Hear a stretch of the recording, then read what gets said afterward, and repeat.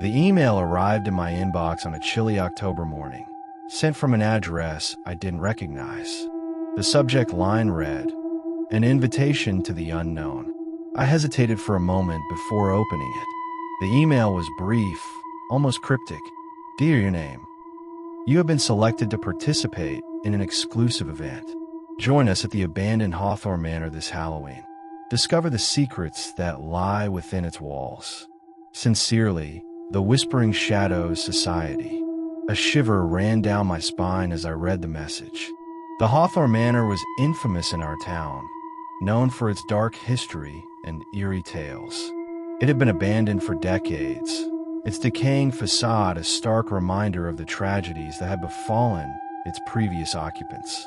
Curious and intrigued, I decided to accept the invitation, knowing full well the risks that came with entering the manor. Halloween night arrived, and I made my way to the manor, guided only by the dim light of the moon. The air was thick with an unsettling silence, broken only by the occasional rustle of leaves.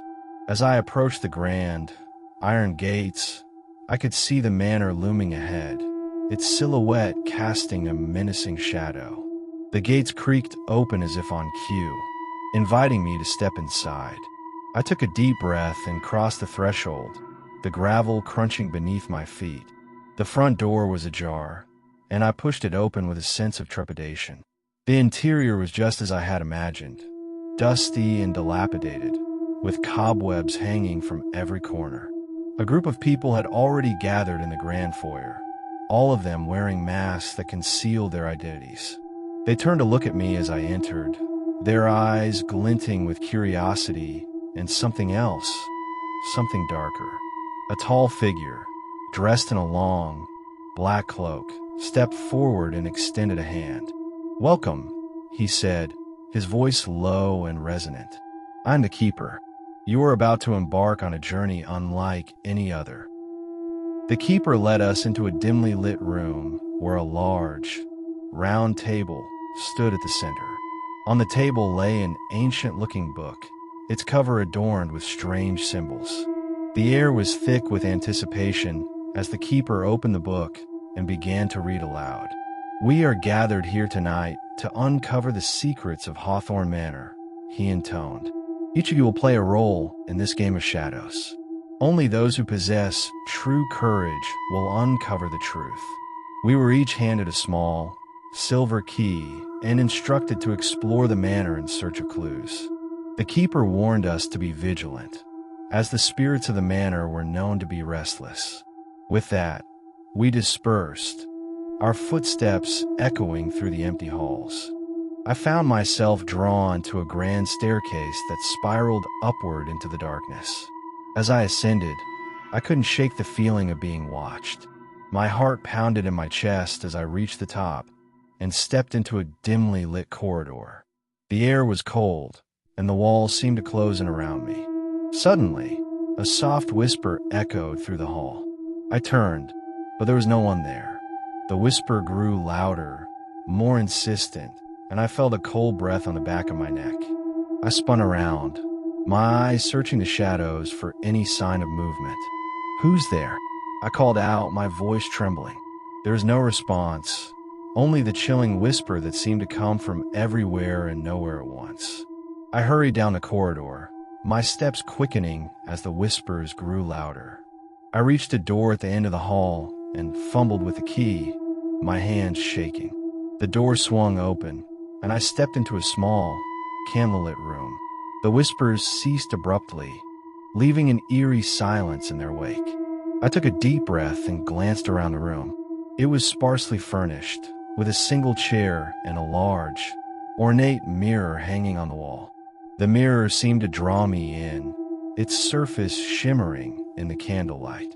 As I approached, I noticed that my reflection was not quite right.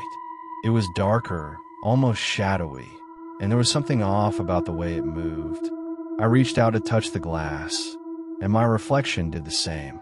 Suddenly, the room went cold, and a voice echoed in my mind. "Help me," it whispered. "Release me from this prison." I stumbled back, my heart racing. The reflection in the mirror was no longer mine. It was a figure cloaked in darkness, its eyes burning with a cold, malevolent light. I could feel its presence, a heavy, oppressive weight that seemed to suffocate the air around me. "Who are you?" I managed to choke out. "I am the guardian of the secrets," the figure replied. "Trapped within this mirror for centuries. Free me, and I will reveal the truth you seek." I hesitated, unsure of what to do. The figure's eyes seemed to bore into my soul, and I felt an overwhelming sense of fear and dread. But there was also a strange pull, a compulsion to help this tormented soul. "How do I free you?" I asked, my voice barely above a whisper. The figure extended a shadowy hand, and a small, silver dagger materialized in its grasp. "Take this," it said, "and speak the words inscribed on the blade." I reached out and took the dagger, feeling its cold weight in my hand. The blade was etched with ancient symbols, and I could just make out the faint, glowing words. With a deep breath, I began to read the words aloud. The air around me seemed to grow colder, and the shadows in the room danced and writhed as if alive. The figure in the mirror watched intently, its eyes fixed on the dagger. As I spoke the final word, the dagger began to glow with an eerie, blue light. The figure in the mirror raised its hands, and the glass seemed to shimmer and distort. The shadows in the room grew darker, closing in around me. "Now," the figure said, its voice echoing in my mind, "strike the mirror." I raised the dagger and brought it down with all my strength. The glass shattered, and a blinding light filled the room. I shielded my eyes, and when the light faded, the figure was gone. In its place stood a man, his features pale and gaunt. "Thank you," he said, his voice soft and filled with relief. "You have freed me." I felt a sense of accomplishment, but also a growing unease. The man seemed familiar, yet I couldn't place him. He extended his hand, and I took it, feeling a cold, clammy grip. "Come," he said, "there is much to show you." The man led me through the halls of the manor, his presence a constant reminder of the darkness that lurked within its walls. As we walked, he began to speak, his voice low and mournful. "This manor has a dark history," he explained. "It was once a place of great power, but that power was corrupted by greed and ambition. The spirits you encountered are the remnants of those who sought to control that power." He led me to a hidden chamber, its walls lined with ancient tomes and artifacts. At the center of the room stood a large, stone pedestal, upon which rested a glowing, crystal orb. "This is the source of the manor's power," he said, gesturing to the orb. "It holds the secrets of the Whispering Shadows Society." I approached the pedestal, feeling a strange energy emanating from the orb. As I reached out to touch it, the man placed a hand on my shoulder. "Be careful," he warned. "The knowledge contained within is both a gift and a curse." I hesitated for a moment before finally touching the orb. A surge of energy coursed through me, and visions began to flood my mind. I saw the history of the manor, the rise and fall of those who sought its power, and the countless lives that had been lost in the pursuit of its secrets. The visions were overwhelming, and I struggled to make sense of them. The man watched silently as I absorbed the knowledge contained within the orb. When the visions finally subsided, I felt a sense of clarity, but also a deep, gnawing fear. "You now understand the true nature of this place," the man said. "But with that knowledge comes a great responsibility." I nodded, feeling the weight of his words. The secrets I had uncovered were dangerous, and I knew that they could never be shared with the outside world. "The Whispering Shadows Society will protect these secrets," the man continued. "But you must leave this place and never return." I felt a sense of relief at the prospect of leaving the manor, but also a lingering unease. The spirits that haunted its halls would not rest easily, and I knew that the darkness would always be a part of me.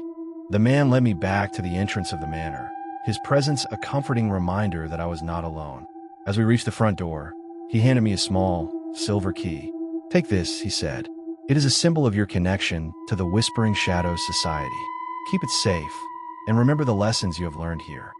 I took the key and nodded, feeling a sense of gratitude in Trey.